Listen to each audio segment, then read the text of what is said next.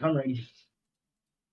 Welcome to another episode of the From Half Court Sports Talk Of the Show purple. with Darren and Rob. I'm your host, Rob. That's my co host, Darren. All right, so we're starting off today with some breaking news. The Not the NFL. If I'm correct, it was the judge in the Deshaun Watson case, Judge Sue L. Robinson, issued the ruling for Deshaun Watson's suspension. So she decided to suspend Deshaun for 6 games. The NFL has 3 days to appeal that and make it longer if they wish to, since they're still a private industry. So the first thing I got to say is, Darren, what's your first reaction to the Deshaun Watson news? So I think it came out like last week or a week before that it was going to be 2 to 8 games. Obviously, it wasn't going to be two. Um, I'm not mad about it. I'm happy to see Deshaun Watson back on the field this year at some point. Personally, so that's my biggest thing I would say about it. He served all of last year. If he wanted, I think that also had something to do with it, as much as going into the decision. So overall, all of last year, 18 games with another 6 games, 24 games overall. That's a big chunk of a career. So I'm not terribly mad at the decision, to be honest with you. Do you think the NFL should appeal to make the suspension longer? Um, I definitely could see them doing that and pushing for 8 to 10 games. But I'm it's one of those things you just gotta wait to see. It's kind of the same thing with the decision we just got. We were just waiting to see it. So see, but they're definitely in the rights to do that. But yeah, I don't really mind the decision personally. Um, so my first reaction was I was thinking he was going to get suspended for a year. 6 games doesn't seem like a lot to me. Uh, I was thinking it's gonna be more around the um 8 to 10 game mark, like at least like half the season. So I don't think it's a bad ruling. It's not like when the NFL messed up on the Ray Rice ruling, and they had to change that multiple times. Um, Overall, I do you. My last question to you is: do you think it's weird that the NFL outsourced to a judge to make the ruling instead of making the ruling themselves in the first place? No, I think it was just a tough. I think out of all their situations and things that's going on in the league and other suspensions, I think this was the most high profile, obviously, and definitely involved just the league. I would say it was obviously in the real courts. Obviously, it never went to convictions. It was accusations, but because of that, I think you kind of stay away from it. It's okay to just have a judge do it because it is a high profile case. So I'm not really too mad about that decision either when it comes to doing it. Sometimes I think another thing was nobody wanted the NFL to get this wrong. So the best thing to do is to outsource the decision. I think it would be crazy to outsource the decision and then make your own assessment and read basically, you know what I mean, like say 8 games instead. I think that'd be more real. Gotcha. All right. Well, that's enough of Deshaun Watson. Let's get into the actual topic of the video. Um, we're still covering. We're still covering the. We're still previewing this upcoming NFL season. Today's team that we're going to be doing is the New York Giants. So, Darren, what's your thoughts about the New York Giants coming into this offseason? Honestly, still a very talented team. Uh, Deficiencies on defense, I would say. They still have pieces on the defense, but it's still obviously deficiencies, like I just said. Um, I would say my MVP or the person to really look for this season is actually the head coach. Um, Sorry, his name is really just left my head. Oh, Brian Dable. Um, I think he'll be a good worked with Josh Allen and getting him developed pretty much to where he's at and working in that offense. So I want to see what happens with another athletic quarterback in the sense because Daniel Jones is an athletic quarterback. He's not a good quarterback. I won't ever say that, but well, not right now anyway. Decent. He makes good passes every once in a while. We want to see the consistency with him. Obviously, we want to see Saquon stay on the field. He did a good job last year doing that, kind of. Obviously, I think he did miss a couple games, but those are your biggest questions. Also, the offensive line. But besides that, they have the weapons on the outside. Cordarius Tony, um, Kenny Galladay, uh, Evan Ingram is no longer there. I cannot remember. They got one more receiver. I can. Oh, Sterling Shepard, if he's still there. Yeah, we're gonna find out soon. But what you got to say about him? My biggest thing about the New York Giants last year was I absolutely thought their offensive line was atrocious, and I think that was the biggest thing holding Saquon back and their running game back from being a productive offense. They have a lot of talent on their team. You mentioned damn, what's his name? Cordarius Kadarius Tony. Tony. He's a very talented receiver with a lot of potential, but he has to be able to stay healthy on the field. Um, Um, sorry, go ahead. I do like their pickup of getting they had the fifth and seventh pick in last year's draft. They went and got themselves a pass rusher and an offensive tackle out of Alabama. What's his name? Evan Neal.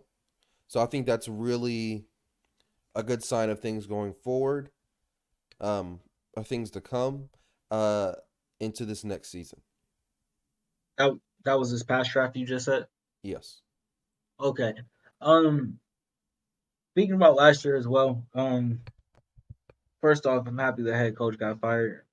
Uh, I'm just happy Brian Dable got a job, and he's with the Giants. Um, just slipped my head what I was going to say. The offensive line. Oh, the thing about their offensive line is they're in a division with really good defensive lines. Obviously, we know when healthy what the Commanders' defensive line is like. Um, Really slept on is actually the Philly defensive line, defense in general, but their defensive line is really like their staple. And then you also have the Dallas Cowboys, who have Micah Parsons, who's coming off the edge, right? So this offensive line is kind of just getting thrown, not really thrown into the gauntlet. They just really have to show up. You know what I mean, Yeah. And with Micah Parsons, he's the type of utility player. He can come off the edge, like you said. He could play a little middle linebacker. He could kind of play a little nose tackle, D tackle if he really wanted to, just to mix it up. But I yeah, don't know. but to your point, the whole division has great defensive lines. I believe isn't Fletcher Cox still in Philly? Yep, So yeah, I'm he's almost been a positive. staple of their defensive line for the past like decade, probably. Yeah, So, they got a kid named I think it's Jordan Hargrave too. I think he's hmm going into his second or third year. Second year. I'll say second year. That boy's big. He nice. He nice too. yeah, he's definitely the next generation Yeah. for that defensive line. Yes, sir. All right, well, go ahead and start looking at their depth chart to see how they look this season. Let's start off with the quarterbacks. Daniel Jones. Can I jump in? Go ahead. All right. So, like I said, Daniel Jones is a very athletic quarterback. Um, Obviously, he's not what's the word? Consistent. He's not consistent. I think a good backup for him is Tyrod Taylor because you do continue to get that athletic ability at the quarterback position, but you also get somebody who can be a little bit more consistent throwing the ball down the field. Tyrod Taylor has been. I don't. Me personally, I don't have a problem if midway through the year or earlier on in the year, Daniel Jones just doesn't pan out and they want to move on from him, and Tyrod's job. I just don't want to see him behind a terrible offensive line, but I think he can still do things with that. I've never been the biggest fan of Daniel Jones. I don't want to say he's overrated per se, but I do think he's a little over. He was overhyped. Um, I don't think he going got any going hype. back to even like the draft year, I thought the Giants should have went with Dwayne Haskins. Now that necessarily didn't pan out. His career didn't necessarily pan out into a way that we would think that he would have did well in New York. But point being, I was never really high on Daniel Jones. But I think you made a really great point in saying I think he's proven that he's not a good quarterback, but he's a really good athlete. Um, Usually players in his position, I would say he's on a prove it year. This is his year to prove that he's the quarterback of the New York Giants. Yeah. But I think he's in a really position that he's just kind of their best option until they get another quarterback, possibly draft another quarterback. So he's just I think he's fired before the season even starts type shit. Ooh. Um Saying that, I just saw that Tyrod Taylor's on this team. I wouldn't be surprised if around week 8, week 9, if the season isn't going well, they go to Tyrod Taylor. I wouldn't be surprised at all. So you agree? You kind of agree with me. Um, and I that's not me personally. I think Daniel Jones has his moments. I think ultimately though, Brian Dable, I think he took this job because he knows what kind of quarterback he wants. And Daniel Jones can be that if he was more consistent, if the offensive line was probably better. I think that's another thing that we don't really give Daniel Jones. That offensive line has been bad since Eli was there, right? Yeah. Um, so I think that's one thing we do gotta hold our hand on. With that being said, but I kind of actually expect big seasons from a Kadarius Toney and Kenny Galladay because I think they will can draw it up really well. We remember I don't know if we're talking about this on the pod on this show, but we're talking about receiving cores and different NFL receiving cores. I think on paper, and you were talking about like, does anybody really have a bad receiving core? I don't think this is a bad receiving core. I think this receiving core is very talented. It's But the solid. thing is, are they going to be able to stay healthy? Now I with didn't know that Sterling Shepard was out. I don't know how long he's out for. He has an Achilles tear, so that's not good. Hopefully, yeah, he's there by like week 4, 3, or something like that, and ready for the season. yeah. But they have the talent. Is that are they able? Is the question is, are they going to be able to put it together and scheme it together to get these guys the ball so they can get open? Um, I agree. I think the scheme will work fine for this. I just really believe in Brian Dable. I've seen what the Bills have become the past couple years offensively. So I believe that he can draw it up. It's about the execution. It's about honestly Saquon too. I just don't know. I don't know. I think this team also have a little bit of the what the Panthers got going for them with Christian McCaffrey. They need Saquon to stay healthy, even though he's not playing as best as he can. I think it's just a morale booster to keep him up. You know what I mean? A what booster?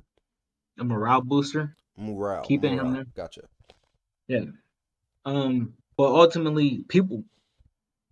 I was one of the only people. I'm pretty sure I was probably the only person saying this. I thought Saquon was better than Christian McCaffrey. Like after this first year, second year, and everybody looked at me crazy. And honestly, I might be crazy now. I'm starting to think myself as crazy at this point. I think Saquon is special, but I see it, man.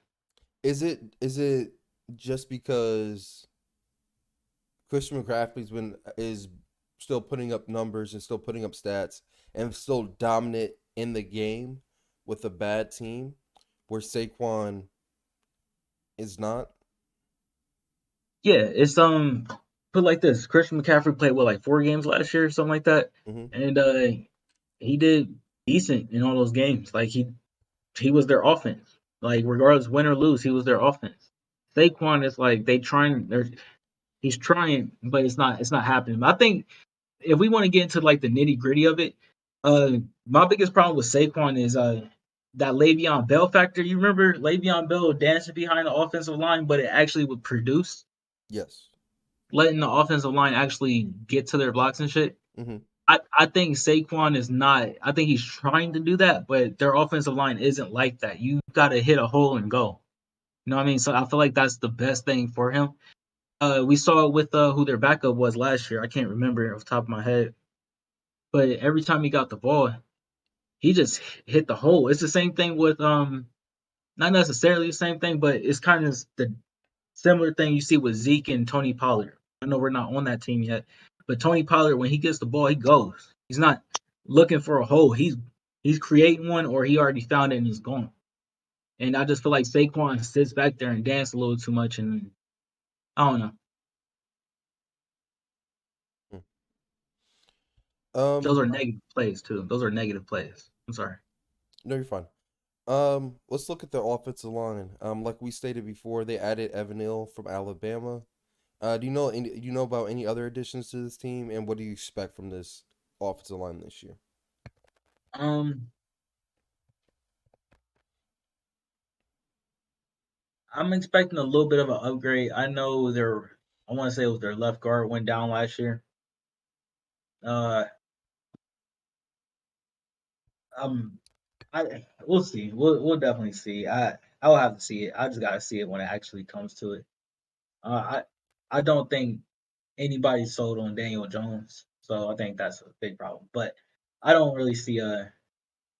I gotta see it. It's the same thing with Daniel Jones. I have to see it. I have to see this team versus those defensive lines. All right.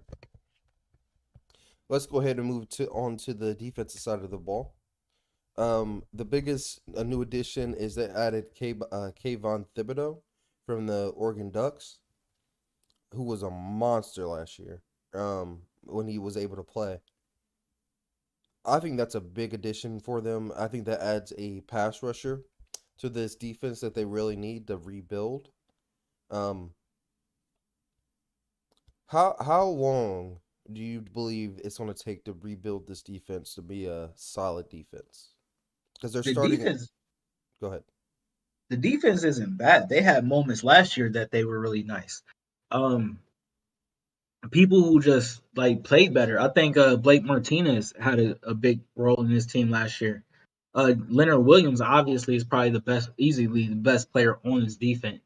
But like you said, adding uh Kayvon with Leonard Williams, I think that adds a lot on that defensive line. It gives them that pinch mentality where you're gonna have like on pass. They were good last year. Like they were really nice last year versus the Bears and other teams. Obviously, I guess it's the Bears, but they had their moments where they really showed up. Their offense was the one that was struggling. Um, that being said, it is going to take time though. It is still going to take time. I think they lost. Who was their DB? They didn't want to pay him. Who was their corner? Why am I forgetting his name? I just wearing 24. Oh, Uh, Bradbury. Bradbury. Thank you. Yeah. Um, I think that's going to be a problem. But maybe they already have the answer for that. But they didn't want to re-sign him, so I think that might say something to where they're going with this organization and going forward. Do you remember where James Bradbury went? I forgot exactly where he went. Yeah, I forgot. I can't remember off the top of my head. It wasn't like if I'm right, it wasn't like a super contender though. The Eagles. Oh, yeah, I can see that. Well, yeah, that's unfortunate for the Giants, if you ask me. You don't want to see people land in the division. But yeah, ultimately, I think I got more faith in their defense than their offense, but I think their offense has more talent. If that makes sense. Okay, gotcha. All right. Well, let's go ahead and move on to their schedule, and let's go through their schedule. All right, week one, they start off at the Tennessee Titans. They're going to lose. I agree with you. I have Tennessee winning. Week two versus Carolina. That's a Interesting one, right? Christian McCaffrey versus Saquon Barkley. What you got? I have the Panthers winning. In a I don't know, man. I in theory, I feel like this should be a high scoring game, but I feel like it's not going to be. I'm gonna say like a 30-24 type game in Carolina's favor. Um, yeah, I'm gonna go Carolina as well. I think they got the better overall team. As much as I like the weapons on the Giants, I think they have the better defense and better. I think they rebuilt their offensive line a little bit better as well. And hopefully, both those running backs are healthy and have some good games that week. But yeah, I gotta go with Carolina. Week 3 versus the Cowboys. First divisional game, they're gonna lose to the Cowboys. I Ooh, agree. Monday night too. Yeah, they're dang. Why would y'all do that? I guess you gotta put the Giants somewhere on Monday night, but I think that's just past the ego of Dallas fans. But I'm gonna leave that alone. I agree. Dallas wins that game. Week 4 versus Chicago. Home versus Chicago. Um, I'm actually gonna take Chicago to win this game. I agree with you. Week 5 versus Green Bay. Yeah, Giants are gonna lose. I agree. It's overseas though. That's dope. They're still going to lose. Week 6 versus Baltimore. Um, they're gonna lose to Baltimore. I agree. All right, so hold on. Before we move on, they have one, two, three, potentially 4 straight home games. That's what it looked like, right? Even though I was lost. So I feel like the back end of their schedule is not going Oh, to their be, whole October they're at home, except going across the pond. yeah. That is crazy. And even in September they're home. Yo, this is wild. No, no, no, no, no, no. This can't be right. You said Panthers, Dallas, Chicago, Baltimore. Baltimore. Okay. Whew, that's crazy. If they don't get it, ooh, that's gonna look bad. That's when Daniel Jones will lose his job. If you lose all of those games at home, you'll lose your job. Yeah, you If got to they're not figure out a pull at that competitive, Carolina and you Chicago game. said what? You have to win that Carolina and Chicago game. Yeah, because at that point, well, I'll take Tyrod overseas and win. If not, we'll just wait till we get back and throw him in versus Baltimore. Yeah, Because those are two really good defenses. I know Daniel. If you can't beat Dallas and Chicago's defense, which are two good defenses in their own right, you're not going to beat Green Bay and Baltimore's. facts. All right, so week 7 at Jacksonville.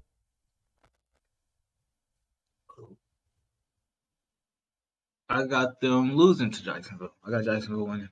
Uh, actually have them beating Jacksonville. I think Tough. Jacksonville's still in the rebuild as well, and they should have a chance to win this game. Week 8 at Seattle.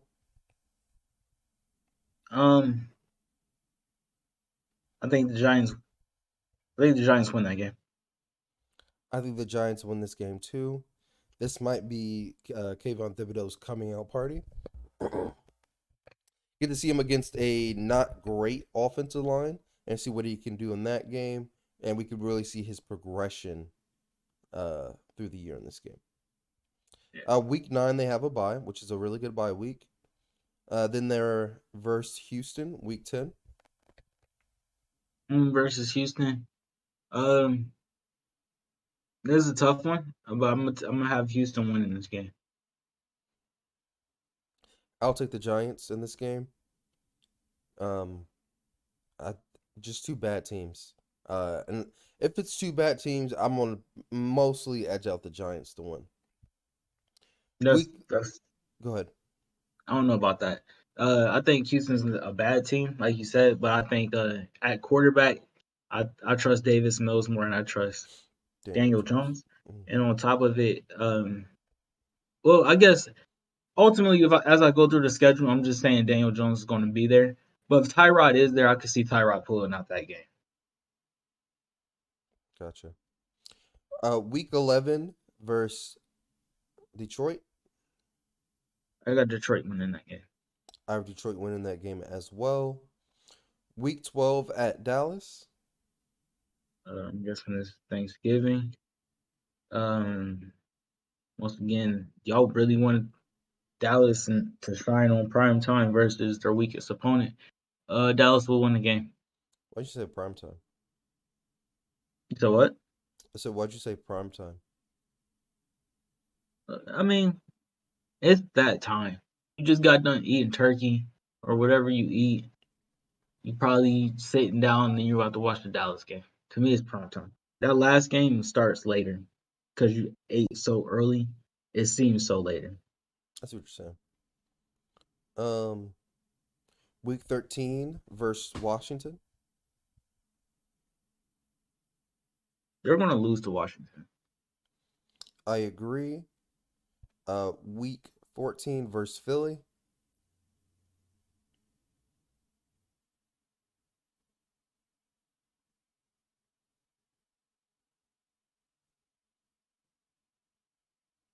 Did you freeze on me, Darren? All right, Darren froze on me. I'm gonna kick him. And oh, there he Here we goes. go. Hear me? Yep, I can hear you now. All right, but yeah, Uh, they're gonna lose to Philly even if Gardner Minshew's the quarterback. I agree. I don't think they beat Philly.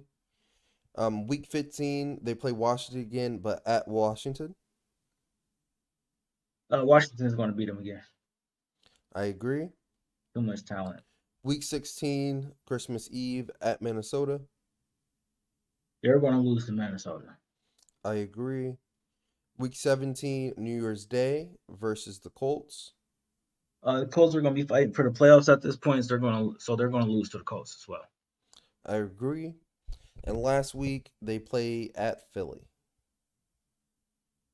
They're going to lose at Philly. I agree. Uh, So I think I that's have the Giants winning about 3 games this year. I think I got a couple more than that. Maybe one more. I got them losing a lot of games. I can tell you that. I think they're set up for failure in their back half of the schedule. They run into their division opponents. They go through the gauntlet of that, and then you got Minnesota, who's probably going to really be competing for that spot, the number one spot in their division. Uh, Colts, like I said, they're going to be fighting for a spot, and Philly fighting for a spot. So there you go. I think that's just tough. I think that's really tough. What is that? 5 straight um, Tough. divisional games? That's a really tough situation to be in. I basically think this team is on a complete rebuild, and we're still looking at like a 2 to 3 year rebuild to get this team to a point they're competing for the division. It should not be taking that long. I don't even think they're that far away. They're an offensive line away. Maybe the quarterback that they want, maybe he'll be in free agency or something and he'll come to the Giants. But they're an offensive line away, and then they can really start competing again. Also, I think they should be in that running to get the C.J. Stroud, Bryce Young type I agree. quarterback. Hopefully, to be the future of their team. 100% agree. All right. Do you got But anything else? Go ahead. I do want to say, even if they are, well, maybe because Brian Day was a little bit different, but I have never seen the Giants draft a black quarterback. That's why I was so surprised when they didn't take Dwayne Haskins. Just want to let it be known. They was the last team to have a black quarterback start. Facts. I mean, they had Eli all those years. Yeah, no, only reason why a black quarterback started was because Eli was hurt. I think it was the first time he was hurt or some shit like that. I guess that makes sense. Hmm. All right. You got anything else to say about the Giants before you wrap up? I'm rooting for the head coach. Out of everybody, I'm rooting for the head coach. I can tell you that. All right. Well, thank you guys for watching another episode of the From Half Court Sports Talk Show. Make sure you like and subscribe down below, and let us know in the comment section, how do you guys think the Giants are going to do this year? Are they going to be able to win more games than 3?